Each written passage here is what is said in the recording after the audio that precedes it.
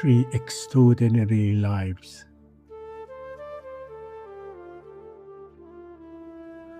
Part 1. The first 10 years.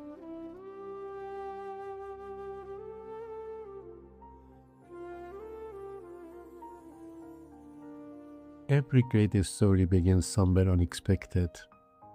On October 2nd, 1869, a little boy was born in a small town on Indian western coast. His name was Mohandas Gandhi. At the time, he was just another child.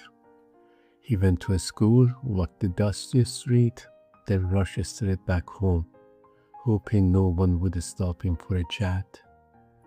He was quiet, very shy. The person who shaped him the most was his mother. She taught him something he would never forget.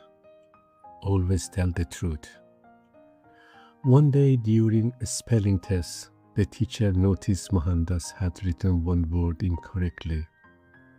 Trying to help, he quietly pointed toward the student sitting beside him. The answer was there. All Mohandas had to do was look, but he didn't. When the test was over, every student had the correct answer except him. He lost 1 mark that day, but gained something more important.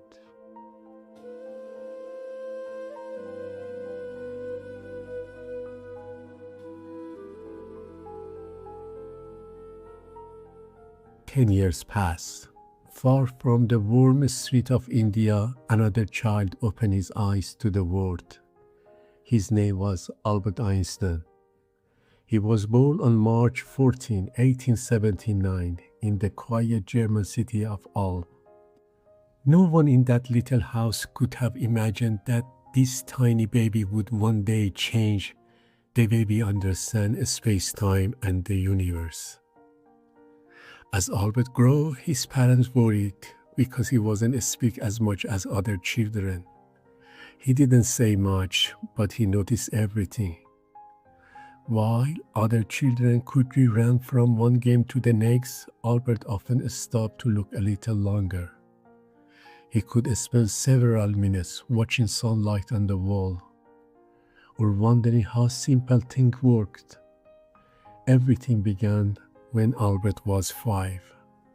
His father placed a simple compass in his hand. No matter how many times he turned it, the tiny needle always pointed north. Albert couldn't stop wondering why. By the age of 10, Albert had discovered something he truly loved: asking questions. Sometimes the first question is more important than the first answer.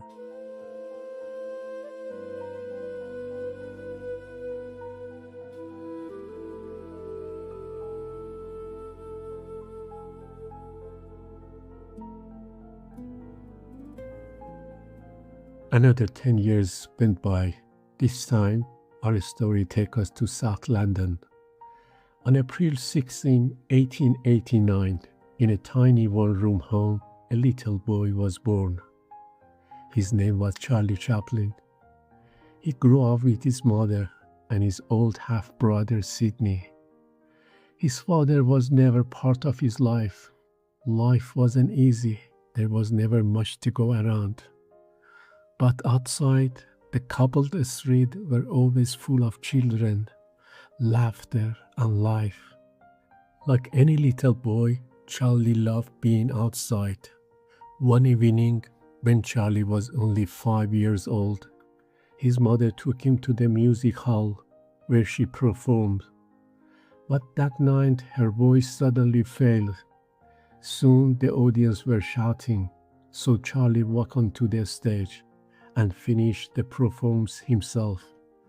Before long, the audience were laughing, clapping, and even throwing coins onto the stage. Life went on. As his mother's health grows worse, she could no longer care for her boys. Charlie and Sidney were taken away and sent to different institutions. For the first time, the two brothers were separated. By the age of 10, Charlie had already lost more than most children ever would.